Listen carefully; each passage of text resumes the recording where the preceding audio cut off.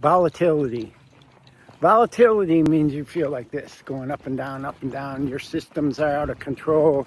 In engineering, we would call it oscillating. Your system is oscillating. Your control system is out of control. Your feedback systems are not engaging in the way they could, and things are just going nuts.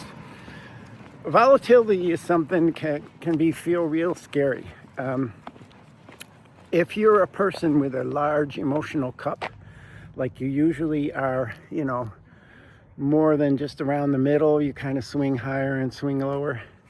Grief's volatility can feel really scary because you can feel like you're gonna just explode, and then sometimes you feel like so depressed that you just don't know what's going to happen, right? And so you go between these two phases, up and down and up and down. And what we have to realize is that we can get a hold of that. We can. It's I'll talk about that in a minute. But the volatility feels like another threat to our body. Like we just went through something that we didn't expect, and the turmoil of that and all that's created makes us feel like something worse is even going to come along, or something just as bad, right? And so our systems are trying to get a hold of ourselves, and we feel like we're just bouncing more in and out of control, mostly out of control.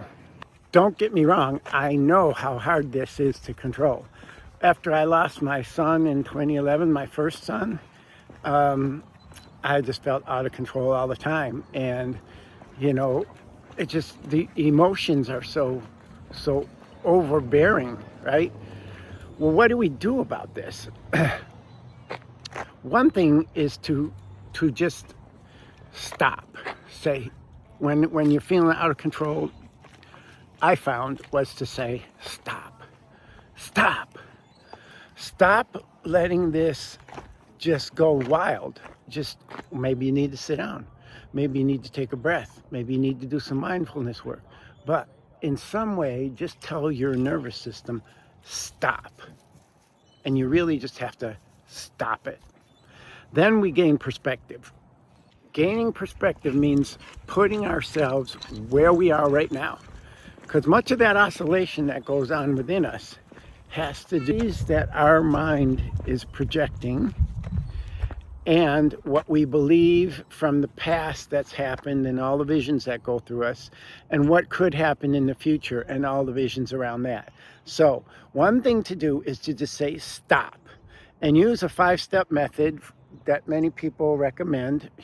This is one way to do it, but is, what do I see right now? Oh, I see the trees. I see a satellite thing. I see a bird. I see a bluebird. I see my dog's leash. And so what do I see? What do I hear?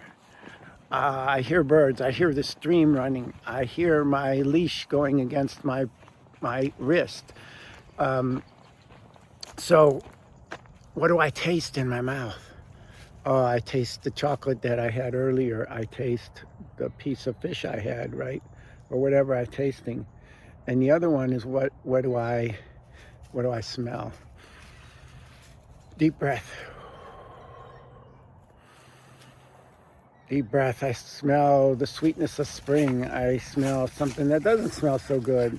I smell rotten water in the stream. And that you can do this for a while, right?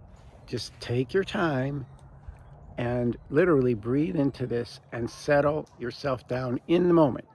Now, that doesn't mean that's going to last for longer. The more you practice it, the better this becomes for you, and the easier it'll be to extend the periods where this is effective.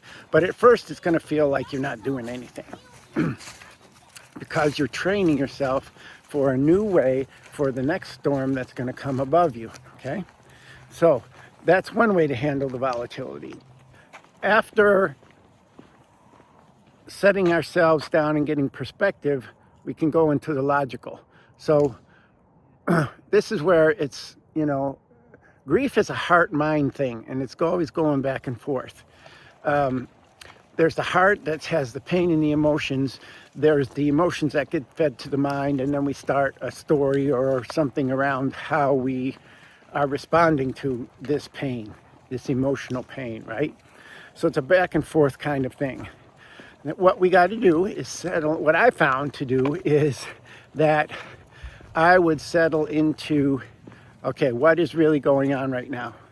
And I'm not saying this was something I learned overnight.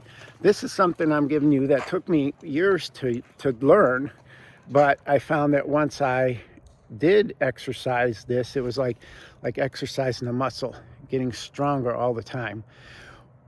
And so I would challenge what's really going on right now. What is real? What am I making up? Okay?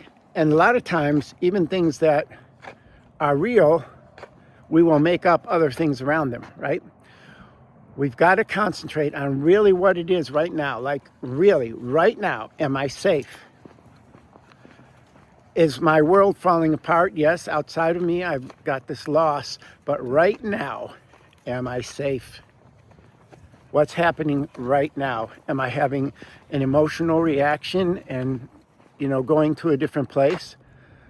What's changed from 10 minutes ago when I was calm to right now? So as we start with this logical processing within ourselves, combined with the getting ourselves into a space where we can get there, we can start to calm our whole nervous system down. Now, your nervous system has a couple of parts. There's the automatic part, and there's the part that you can have some influence over. And what we got to do is to get those two pieces to start talking to each other. So that's why grief can be such a complex thing. It's a process of back and forth, back and forth, back and forth. Just like if you put a kid in a bouncy thing, right? And a little baby in a bouncy thing, they go boop, boop, boop, boop, boop, right? That's how it works. And eventually it settles out. Or think about a pendulum swinging back and forth. Eventually it finds neutrality, right? And so that's what we're trying to do with our nervous system. Okay, more on that in a bit. I hope that you found this insightful, and I hope that you can find a way, and if not, there are people who can help you find the way to the way of calming your nervous system. So know that you don't have to do grieving by yourself, because we as humans are not meant to grieve by ourselves. We used to do it in community with lots of people around, in villages and stuff like that. And if you're trying to do it by yourself, you don't see perspectives that others might be able to help you with.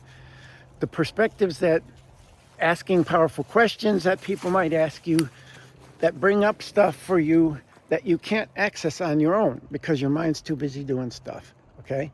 And that's another thing. When it's too busy doing stuff, it tends to start doing this. So I encourage you to think about this and first survive, then strive, and maybe even thrive. Look forward to seeing you in the next video. This is Harold, and if you're finding value in this video, I encourage you to subscribe to this channel and share it with others.